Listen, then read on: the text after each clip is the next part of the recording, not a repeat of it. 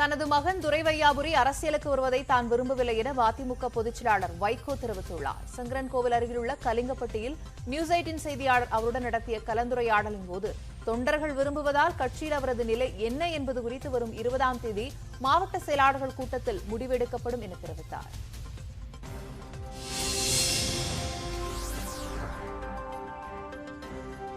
ஒரு ரகசியத்தை சொல்றேன்.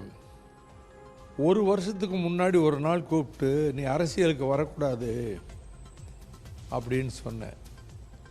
அவன் நான் அரசியலுக்கு வரல, நான் இந்த அரிசி கொடுக்கறது எல்லாம் மனிதாபிமானத்தின் மேலே, கொரோனா சர்வீஸ் எல்லாம் தொண்டு செய்கிறதுக்காக போகிறேன், நான் அரசியலுக்கு வரல அப்படின்னு என்கிட்ட சொன்னான். ஆனால் எனக்கு தெரியாமலே துக்க வீடுகளுக்கு போகிறது, நோய்வாய்ப்பட்டவங்க வீடுகளுக்கு போய் அவங்களுக்கு உதவி செய்கிறது, இந்த பணிகள் எல்லாம் பல மாதங்களாக அவர் செய்துக்கிட்டே இருந்திருக்கிறார். அது எனக்கு தெரியாது. அது மாதிரி கல்யாண வீடுகளுக்கு போகிறதும் எனக்கு தெரியாமலே போயிட்டு இருந்திருக்கிறாரு. பிறகு போஸ்டர்களில் இவர் பேரை படத்தை ஒட்டியிருந்தாங்க, மாநாட்டில் சுவரில் ஒட்டியிருந்தாங்க. நான் போய் ராத்திரியில் காரை 12 மணிக்கு நிறுத்திட்டு அந்த சுவரொட்டியெல்லாம் கிழித்து போட சொன்னேன். எவனாவது கட்சியில் இனிமேல் அவன் படத்தை போட்டு சுவரொட்டி ஒட்டினா கட்சியை விட்டு நீக்குவேன்னு சொன்னேன். அதே மாதிரி ஒன்றிய செயலாளரை நீக்கினேன். இங்கே ஒரு ஒன்றிய கழகத்தில் அரசியலுக்கு வரணும்னு தீர்மானம் போட்டார் ராஜபாளையம் பக்கத்தில். அவரை உடனே கட்சியை விட்டு நீக்கினேன். மல்லை சத்யா துணை பொதுச் செயலாளராக வைகோ துரை வையாபுரி வரட்டும் அப்படின்னு சொன்னார். எப்படி நீங்கள் இப்படி சொல்லலாம்?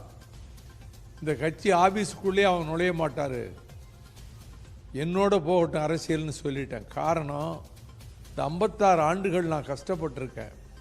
திராவிட முன்னேற்ற கழகத்தில் 29 ஆண்டுகள் நான் கஷ்டப்பட்டிருக்கிறேன். இதுவரை பல லட்சம் கிலோமீட்டர் காரில் பயணம் செய்திருக்கிறேன், பல்லாயிரம் கிலோமீட்டர் நடந்திருக்கிறேன், பல போராட்டங்களில் கலந்து கொண்டிருக்கிறேன், 5½ ஆண்டு ஜெயிலில் இருந்திருக்கிறேன். என் தம்பியும் 1.25 வருஷம் சிறையில் இருந்தான். என் கணவர், என்னுடைய மனைவியினுடைய அண்ணன் மகன் என்னை பற்றி நாம் தமிழர் கட்சியை இழிவுபடுத்தி என் மகனை இழிவுபடுத்தி போட்டதற்காக தீக்குளித்தே இறந்து போனான். ஆக என் குடும்பம் 2 உயிர்களை பலி கொடுத்திருக்கின்றது. இந்த அரசியல் இந்த விழுந்த அடிமேல் அடி சமட்டி அடியாக நெஞ்சில் விழுந்ததனால் என்னோடு என் குடும்பத்தினுடைய அரசியல் போகட்டும், இனி யாரும் அரசியலுக்கு வர வேண்டாம் என்று நான் முடிவெடுத்தேன். உறுதியாக முடிவெடுத்தேன், சும்மா ஒப்புக்கு சொல்லலை, உறுதியாக முடிவெடுத்தேன். ஆனால் என்னை மீறி காரியங்கள் நடக்க ஆரம்பித்தன. என்னை மீறி அவரை அழைத்து கொண்டு போக ஆரம்பித்தார்கள். அவரும் எனக்கு தெரியாமல் ரகசியமாக அப்படி போக ஆரம்பித்தார். இந்த சூழ்நிலையில் கட்சியில் எல்லோரும் உங்களுக்கு பிறகு எங்களை வளர்க்க, எங்களை வழிநடத்துவதற்கு, உழைப்பதற்கு உங்கள் மகன்தான் பொருத்தமானவர் என்று சொல்ல ஆரம்பித்தார்கள். நான் அதை மறுத்து பேசினேன், யாரும் அதை கேட்கவில்லை. தொடர்ந்து பல்வேறு செய்திகளை பார்க்க இருக்கிறோம். குறிப்பாக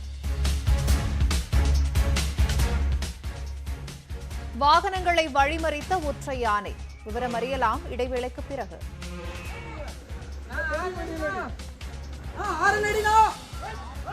Hey!